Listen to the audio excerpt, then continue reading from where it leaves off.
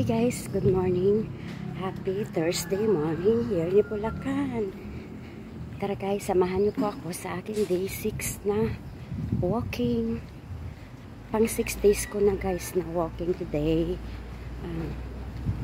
Medyo tinanghali tayo guys kasi umulan dito kanina. Kaya, ayan, tanghali na. Pero okay lang po yun guys. At least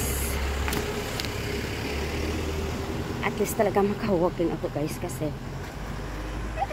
mayroon tayong goals sa buhay. Pa-sexy effect yan guys. Pa-sexy effect daw. Hindi guys. Kailangan ko po yun guys kasi basta lang, syempre pag nagkakaedad daw guys, kailangan mag-walking. Diba guys, syempre tumatanda tayo guys, hindi tayo bumabata. Lahat na tumatanda kailangan mayroon ng disiplina sa sarili. So, mamaya guys magsiswimming kami dyan. Kaya nakaganito na ako kasi ready to swim na. Kasi meron ditong itong subdivision ito, meron siyang sariling swimming pool.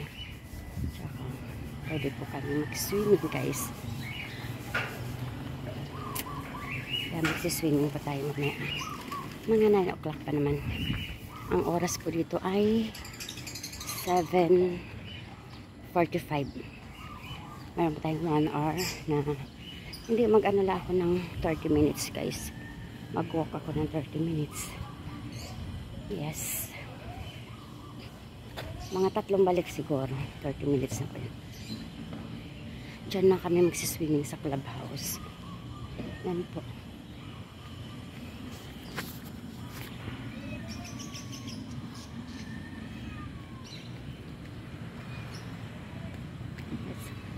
Good morning po.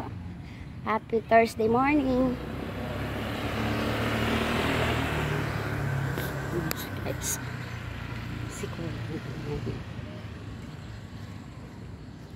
Yes. Para akong guys. Siyempre akong tao guys, ako yung na-experience ba yun na ako mahilig ako basta tulad dyan mga kapitbahay namin na yan, pag may lumalabas dyan guys, binabati ko yan. Kaya ako dito guys, lumipat ako dito June, ilang months pa lang ako na nandito.